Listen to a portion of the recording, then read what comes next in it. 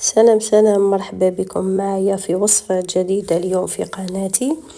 اليوم جبت لكم الوصفة تاع كريمة الزبدة اللي كنتوا طلبتوها مني كيفاش نخدموها في المحل، واليوم لبيت لكم الطلب تاعكم وجيتكم بهذه الوصفة كيف نخدموها خطوة بخطوة. نروحوا للمقادير وطريقة التحضير، تبعوا كامل الخطوات هكا باش تتعلموا. هي حاجه سهله ماهيش حاجه واعره كما راكم تشوفوا في الفيديو تجي ليس. هنا راهي كانت طلعت لي. نروحوا للخطوات ونبداو على بركه الله. بسم الله. هنايا عندي 6 حبات بيض. هنايا عندي 900 غرام سكر، 900 غرام. عندي هنا 6 حبات بيض. عندي كيلو زبده. دونك نتوما تقدروا تنقصوا المقادير. دونك نقول لكم حنايا كيفاش نخدموا. دونك انا نقصت المقادير برك. دونك نقول لكم حنا كيفاش نخدموا فيها كل يوم. هنا نكسروا 6 حبات تاع البيض تاعنا، نكسروهم في 6.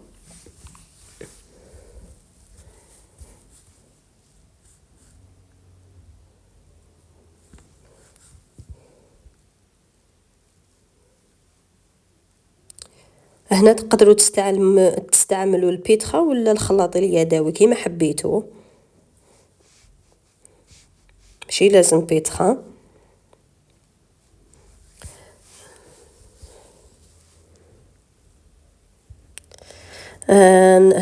نرمي هادو ما 6 حبات تاع البيض في البول تاع البيتخا نتاعي. واش نضيفولو شويه تاع السكر باش ما البيض هذاك ما يتخلطش في الفيد وحده، فهمتوني؟ السكر اللي بقى لي غير شويه رشه برك، قيس 3 مغارف ولا. السكر اللي بقى لي ترموه في كاسرونه تكون ما تلصقش وما تنحرقش تمتم. واش نديرولو؟ نشمخوه بالماء، ما ديرولوش بزاف تاع الماء، قيس ما يتشمخ السكر تاعكم برك. هنا ما نسحقونا ترمومات لا والو، باسكو كاين بزاف شفتهم في لي فيديو تاعهم يستعملوا الترمومات. حنا من قوتك شغل اللي والفناه، دوك انا حابه نسهلها لكم. قلت لكم تشمخوا السكر هذاك تاعكم كامل، تحسوه كامل تشمخ، تخلطوه هكايا تحسوا غير تشمخ، قيس ما يتشمخ برك كيما راني نقول لكم. وتضيفوا له غير شويه كيما راكم تشوفوا، تزيدوا تخلطوه وتحطوه فوق النار.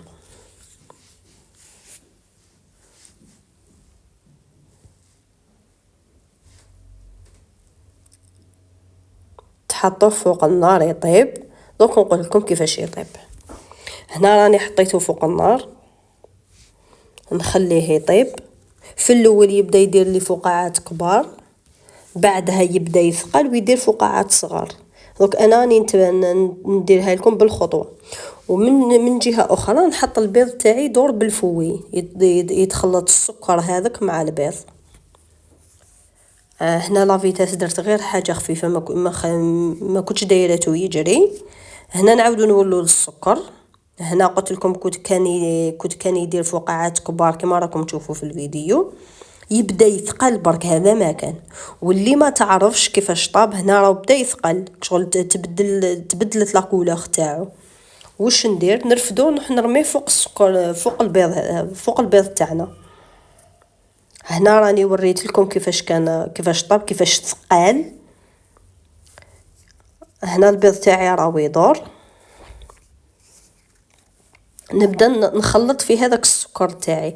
اللي ما يعرفش كيفاش يطيب السكر، نبدا نرمي عليه بلا ما تحبسوا الفوي تاعكم، بلا ما تحبسوا التضريب تاعكم. يكون البيض تاعكم يدور وانتم ترموا في السكر غير بشويه حتى تكملوه كامل. هنا واش ندير؟ نزيد لافيتاس تاعي كما راكم تشوفوا. هنايا بدا يبرد السكر اللي رميناه. واش ديروا؟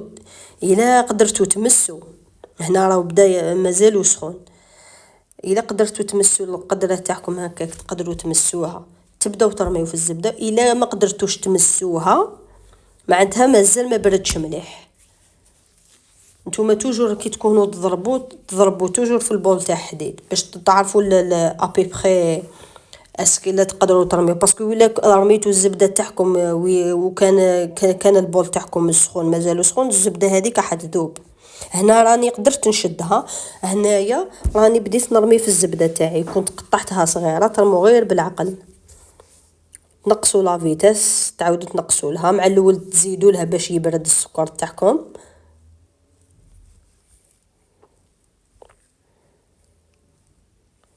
هنا تبداو ترموا في الزبده تاعكم. ملاحظه اخرى اللي ما عرفتش السكر تاعكم كيفاش يطيب، كي يبدا يغلي يدير فقاعات كبار ويبدا يدير يعاود يولي يزيد يدير فقاعات صغار، رفدوا مغرفه صغيره، رفدوا شويه من العسل هذاك ولا الشربات هذيك، تشكوها في الشربات هذيك، ومن بعد خرجوها عاودوا روحوا تشكوها في الماء. الا تشكلت كره رفدوا هذاك السكر قعدوا تبوليو فيه. الا تشكلت كره معناتها خلاص راه تبدا ترموه في البيض تاعكم. الا ما تشكلتش كره تعاودوا تزيدوا تخليوه يزيد يطيب شويه برك وتنحيوه وتعاودوا ترميوه في البيض تاعكم. اللي ما فهمتش حاجه تخلي لي كومونتير، ماشي مشكل، راني هنا نعاود لكم. بالنسبه للطريقه اللي نخدموه في المحل، هنا قلت لكم نقصت المقادير. حنا نديروا 4 كيلو ونص سكر، تشمخوه بالماء يطيب، وديروا بلاطو بيض في البيتخان تاعكم يدور بالفوي، وعندنا 5 كيلو زبده. عندنا 2 قدارين نخدموا بهم في النهار، تسمى 10 كيلو. تسمى نطلعوا 5 كيلو في قدره و5 كيلو في قدره وتطلع زينه. هنا راه يبدا تخلط مليح. قلت لكم تنقصوا لا فيتاس تاعكم، ما تخافوهاش. هنا دوك راه تبان لكم شي كيفاه تبان لكم، بصح هاي من بعد تطلع. فهمتوني؟ وصلت لكم الميساج. دونك قلت لكم غير تمسوا هكا، الا قدرتوا تمسوا بيديكم تبداو ترميو في الزبده تاعكم. الا شغل حرقتكم في يدكم القدره هذه كي تمسوها معناتها مازال تخليوه يزيد يبرد شويه. شوف هنايا كيف هي بدات تولي الزبده تاعي. هنا دوكا كي ولات هكا تزيدوا لها في لا فيتاس وتخلوها تطلع مليح بالفوي. هنا راني زدت لها في لا فيتاس كما راكم تشوفوا، تزيدوا لها لا فيتاس وتخلوها تدور. شتو كيفاش تولي تبدا تبيض. وكاين بزاف اللي ما على بالوش باللي نخدموا بالزبده هذه تاع التوريقه. هنا سمحوا لي البنات، الفوي هذاك اللي كان يدور مخدوم من الفوق ببلاصه. شفتوني كيفاش كنت رابطاتو تنحى. سما واش درت؟ عاود درت بياسه واحده اخرى باش ما تقولوش باللي ما درت الباليت. هنايا الباليت ثاني طلعها، اللي عنده الباليت. اللي ما عندوش قلت لكم تقدروا تخدموا بالخلاط اليدوي. هنا راني زدت لها بدات تطلع، وبعد كي تشوفوها طلعت خلاص تعاودوا تنقصوا لها لا فيتاس حتى للدوزيام وتخليوها تدور غير بعقلها. كل ما تكون هاديه لا فيتاس كل ما تزيد تطلع اكثر. شفتوها كيفاش بياضت؟